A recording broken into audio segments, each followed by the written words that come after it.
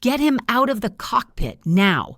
The wealthy jet owner's voice thundered through the cabin, his face twisted with rage. I paid for this jet. I decide who flies it, he spat, pointing at Captain Malcolm Reed. Malcolm remained calm, gripping the controls. Sir, we're flying into a storm. I need to focus. But the owner wasn't listening. He lunged forward just as turbulence rocked the plane violently.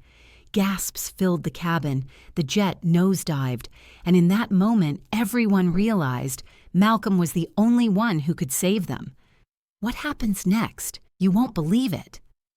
The roar of jet engines hummed beneath the sleek, luxurious Gulfstream G700 as it prepared for takeoff on a stormy evening. The private jet, a floating palace in the sky, belonged to Russell Davenport, a ruthless billionaire known for his explosive temper and relentless pursuit of power. Money had made him arrogant. He saw the world and everyone in it as pieces on a chessboard he controlled. Seated in the leather-upholstered main cabin, Russell adjusted the platinum cufflinks on his tailored navy suit, sipping a glass of 1961 Chateau Latour. His personal assistant, Victoria Hale, sat beside him, her perfectly manicured hands gripping a tablet filled with financial reports. Despite her composed demeanor, she was well aware of her boss's unpredictable nature. One wrong move, and she could easily become another disposable employee. Meanwhile, in the cockpit, the real protagonist of this story, Captain Malcolm Reed, was performing final pre-flight checks. He was a seasoned pilot, a man who had spent decades mastering the skies. His sharp eyes scanned the instruments as he calmly coordinated with air traffic control. For Malcolm, flying was not just a job, it was his passion, his escape, his sanctuary. At 42 years old, Malcolm had seen it all. He had flown through hurricanes, landed malfunctioning aircraft, and even evacuated passengers during a mid-air emergency. But nothing could have prepared him for what was about to happen tonight. Seated beside him, co-pilot Jason Miller, a younger, eager pilot still learning the ropes, exhaled sharply as he glanced at the storm radar. "Looks rough out there," Jason muttered. Malcolm nodded, his deep voice steady. "We've flown through worse. We stick to the protocol, keep an eye on wind shear, and we'll be fine." Little did they know, the real storm wasn't outside. It was about to unfold inside the aircraft. As the jet taxied down the runway, Russell leaned back, checking his watch impatiently. He hated waiting. Power meant control, and right now he felt like he had none. That infuriated him. He tapped the call button for the flight attendant. Moments later, Ava Thompson, a senior flight attendant with an impeccable record, approached with a professional smile. "Mr. Davenport, how can I assist you?" Russell didn't look up. He simply waved his glass. "Another pour, and tell the captain to hurry the hell up," he muttered, his voice dripping with entitlement. Ava's smile barely faltered as she took his glass, but her eyes flickered toward Victoria, who looked just as tense. This wasn't her first flight with Russell, and it likely wouldn't be the last time he treated people like they were beneath him. Ava disappeared into the galley as the intercom crackled to life. "Good evening, ladies and gentlemen. This is Captain Malcolm Reed speaking. We are cleared for takeoff with an estimated flight time of 5 hours. Please remain seated and enjoy the flight." As the aircraft lifted off the ground, rain lashed against the windows, and turbulence gave the jet a mild jolt. Malcolm expertly adjusted the altitude, steadying the flight. In the cabin, Russell grumbled loudly, shifting in his seat. "Amateurs," he sneered, "can't even take off smoothly." Victoria remained silent, well aware that contradicting Russell was dangerous. But then, the plane hit another pocket of turbulence. A sharp, sudden drop that caused Russell's wine glass to topple over, staining his $15,000 suit. His eyes darkened, and his rage ignited like gasoline meeting a flame. "What the hell was that?" he barked, slamming his fist against the armrest. Ava, who had just returned, froze. The entire cabin went silent.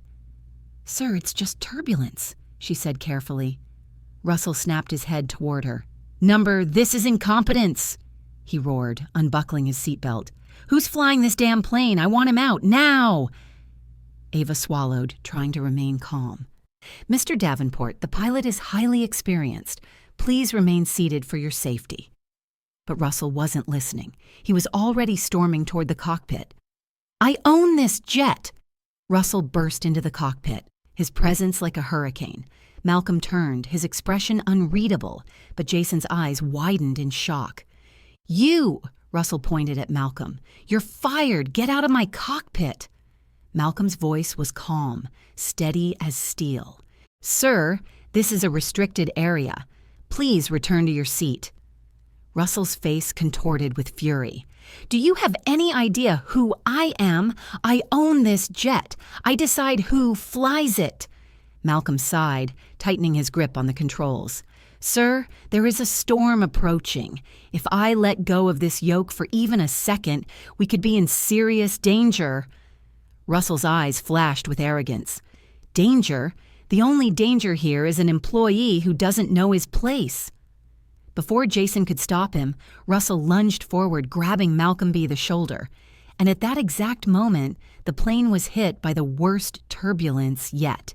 The cockpit lurched, alarms blared, and Jason gasped as the plane nosedived. Passengers in the cabin screamed, drinks and plates crashed onto the floor, and Victoria clutched her seat in terror. Malcolm's hand shot out, grabbing the controls with unyielding strength, trying to level the plane. Russell, finally realizing the gravity of the situation, stumbled backward. His face, for the first time, was filled with something other than arrogance. It was fear, because in that moment he realized Malcolm Reed was the only one who could save them. The cockpit was in complete disarray. Red warning lights flashed violently on the control panel, alarms blared, and the entire jet shuddered under the violent turbulence. Malcolm gritted his teeth, gripping the yoke with steady hands as he fought against the forces trying to drag the plane into an uncontrolled dive. Russell, still reeling from the sudden drop, stumbled backward, slamming against the cockpit door. His arrogant smirk had completely vanished, replaced by pure, unfiltered fear. Jason, the co-pilot, frantically scanned the instruments. "We've got a wind shear warning!" Jason's voice cracked with urgency. Malcolm's sharp eyes darted to the screen. Damn it. We're caught in a microburst, sudden downward wind pressure. If we don't adjust now, we'll crash before we even have time to react. He barely had time to recalibrate the altitude before Russell, still in denial of reality, pushed himself forward. Russell pointed a trembling finger at Malcolm, his voice shaking but still laced with entitlement. "This is your fault. You're trying to kill me." Malcolm's jaw tightened, but his hands never left the controls. "Mr. Davenport, sit down and strap in before you make this worse." His voice was dangerously steady, but Russell wasn't listening. His mind refused to comprehend that he was no longer in control. "Get off my jet! Right now!" he roared, stepping closer. And then he did the unthinkable. Russell lunged forward, reaching for the control panel. Jason's eyes widened in horror as Russell's hand shot toward the autopilot switch. "No!" Jason yelled. Malcolm reacted instantly. With reflexes honed by decades of flying, Malcolm released one hand from the yoke and blocked Russell's arm with brutal precision, twisting his wrist and forcing him backward. "You have no idea what you're doing," Malcolm snapped, his patience wearing dangerously thin. But Russell wasn't done yet. Fueled by a mix of panic and unchecked rage, he swung wildly, punching Malcolm square in the jaw. For a split second, everything seemed to slow. Jason froze in shock. Ava, standing outside the cockpit, gasped audibly. Malcolm's head snapped to the side, his lips split, a thin line of blood forming. And then the plane dropped again. This time, the entire cabin screamed. Glasses, plates, and unsecured bags went flying. The passengers clutched their seats in terror, their screams drowning out even the alarms. In the chaos, Malcolm had no choice. With one swift motion, he threw Russell backwards, slamming him against the cockpit wall. "If you touch this panel again, we all die," Malcolm growled, his voice razor-sharp. Russell gasped, stunned. He had never in his life been spoken to like that. But before he could react, beep, beep, beep! A stall warning filled the cockpit. Jason's hands flew to the controls. "We're losing altitude! Fast!" Malcolm didn't hesitate. "I'm taking manual control." Jason nodded quickly, his trust in Malcolm absolute. Malcolm's hands moved like lightning, adjusting flaps, increasing thrust, stabilizing the wings, fighting against the storm's violent pull. Outside, the storm clouds thickened, flashes of lightning illuminating the sky. Inside, chaos reigned. Russell, breathing heavily, scrambled to his feet, looking at Malcolm with something he had never felt before: respect and fear. Because for the first time, he realized, Malcolm wasn't just another employee. He was the only one standing between life and death. Russell, shaken but still prideful, rubbed his bruised shoulder. You hit me," he muttered. Malcolm's hands never left the yoke. "No," he said, his voice steady. "I saved your life." Jason, still catching his breath, turned to Russell with pure disbelief. You have no idea how close we were to crash. Russell's hands shook, but he still refused to accept the truth. I just wanted—" Malcolm cut him off. "You wanted control." His voice was calm but firm. "But up here, control isn't about money. It's about skill. And right now, you need to shut up and let me do my job." Russell, for once, had nothing to say. Ava, standing at the door, finally stepped forward, her voice firm. "Mr. Davenport, you need to return to your seat, now." Russell's gaze flickered between Malcolm, Jason, and Ava, and for the first time, he obeyed. He turned on shaky legs, stepping out of the cockpit.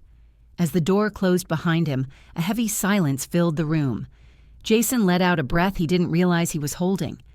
"I thought he was going to kill us." Malcolm, still gripping the controls, let out a short, dry chuckle. "I'm not dying because of a man with a god complex," he muttered. Jason snorted, shaking his head. "I think you finally got through to him." Malcolm's expression didn't change. "We'll see." Outside, the storm still raged, but inside the cockpit, one thing was clear. This flight was far from over. The cabin was eerily quiet. Passengers sat in stunned silence, their hands still clutching armrests, knuckles white from the turbulence. The storm had passed, but the tension inside the plane remained thick as ever. Malcolm exhaled sharply, finally releasing his iron grip on the yoke. The jet had stabilized. They were out of immediate danger. Jason, his hands still trembling, let out a shaky laugh. "I can't believe we made it." Malcolm simply nodded, his eyes still locked on the horizon. His mind wasn't celebrating yet. He still had a landing to execute. But before he could fully refocus, the cockpit door creaked open. Russell stood there. The man who had spent the entire flight belittling, insulting, and nearly sabotaging them now looked like a ghost of himself. His perfectly tailored suit was wrinkled. His usually arrogant smirk was gone. His hands shook at his sides.